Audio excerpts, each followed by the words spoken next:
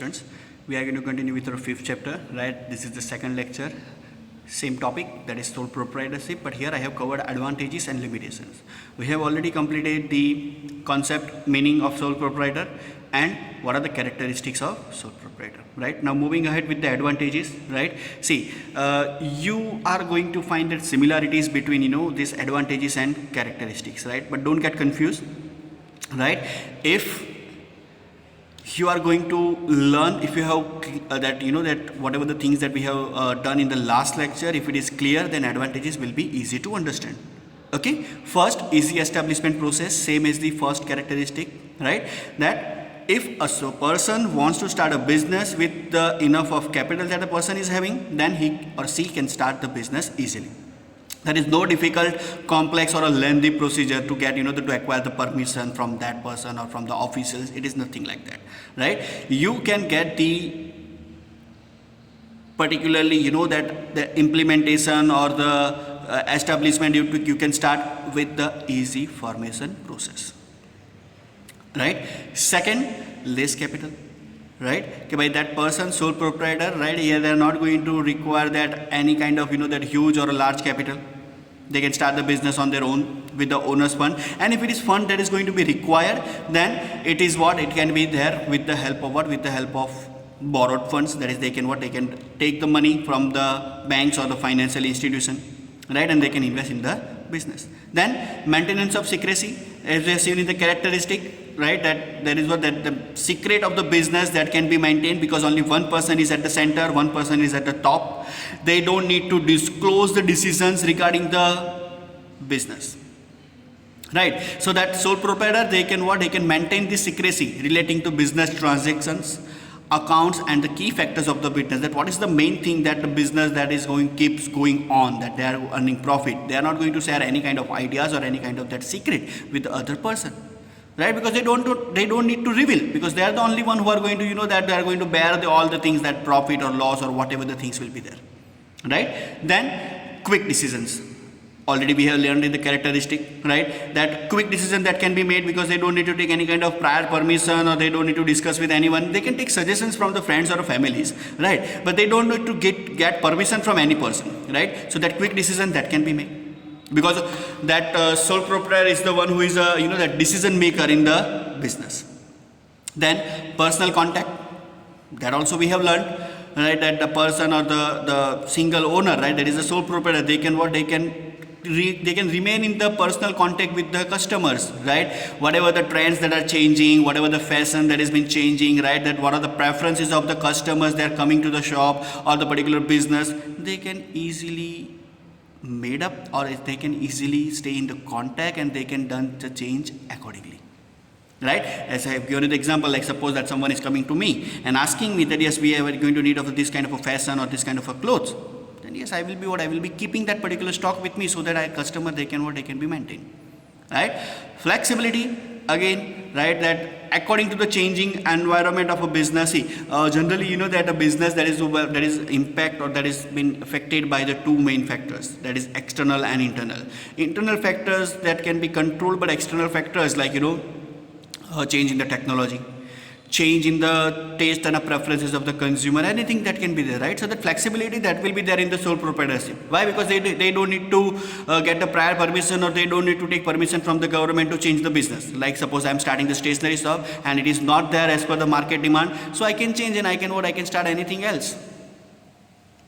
Getting my point, right? Then less burden, as it is an individual owner, so the norms of a taxation that will be from a single person, right, on the point of view of a single person, right? And generally the size of the business organization that is small, so the income is also going to be less, and it is what, like suppose that what is the tax system here right now in our India, there is individual person who is earning more than 5 lakh rupees, they are only going to pay the tax. Less than 5 lakh, that means they don't need to pay any kind of tax, right? So this single owner, that rules and regulation of the tax that will be there, so the less burden it will be there onto the sole proprietorship. And then less legal restriction, right?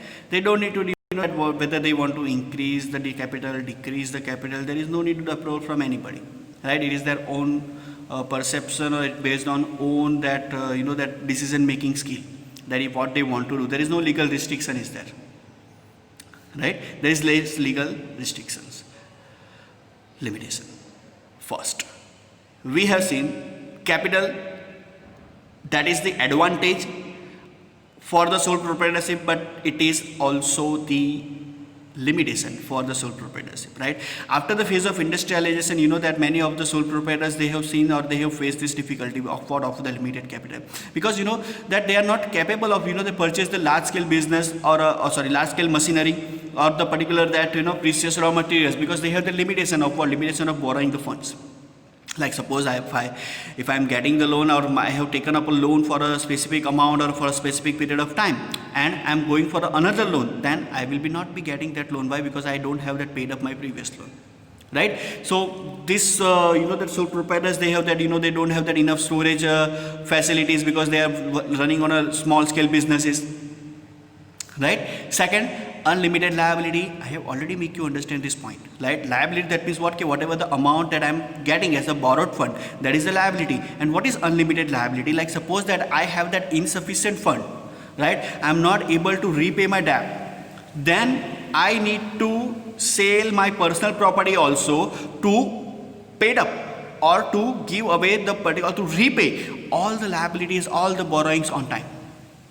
Right, so that is liability, that is going to become what? That is going to become unlimited. See, each and every person, they are, you know, giving me the loan for on the name of whom? That is in the name of me, right? I am the one who is, you know, getting the loan, and I am the one who is responsible to repay all the liabilities, right? So my liability, that is going to become very unlimited, right? So liability, that is unlimited. Then short duration. Like suppose I am starting my own business, I'm a sole proprietor, right? After, you know, whatever the things, like I'm declared insolvent, I lose my mental balance, the existence of business is going to come to an end, because whatever my heirs, that means my, you know, that further generation, my child or my brother, or they are not interested in running up that business, right? Then that business is going to be closed, right? Next, limited work capacity. Whoever the person is, right, they are going to have that some sort of a capacity, that one person cannot be, you know, that good in each and every activity. Like suppose there is the production activities there, sales activities there, marketing activities there, but it is not necessary that a single person is, you know, masters in all these activities. Each and every person, they have their own limitation or own weakness, right? So the limitation of working, that will be there. The person can be, you know, that intelligent or that have that particular thing, but still that person is having a limitation in each and every activity. They are not going to be a master in each and every activity, right? Like if I'm good in a, you know, that production and sales, but I am not good at marketing, then obviously that is my capacity, that is my limitation. So person is having that, I'm having a limited work capacity, right? Then possibility of wrong decisions, right? See, the sole proprietor is going to take decision on his own perception or on his own skill and experiences, right? But that decision sometimes may prove wrong, right? And sometimes, you know, that we can say that when the situation or the contingency, like emergency situation that are going to arise, the person can take the wrong decision, right? Which is going to which is, for those decisions, a business is going to suffer, right? So sometimes wrong decision that can also be taken. And lack of advantage of large scale business. See, as due to limited capital, that person, they are not going to convert their small scale business into a large scale one. And again, that, you know, that fear of unlimited liability, that like suppose I'm taking a decision, I'm going for a large scale business, but due to any, you know, that uncertainty that prevails in the market in the future, if that thing comes true, then owner needs to pay that particular liability, all the things within a stipulated period of time, right? And again, purchase and sales, they are going on a small scale basis, so that sole proprietor, they are not going to, you know, that get the benefit or advantage of a large scale business, right? Getting my point? So these are the limitations.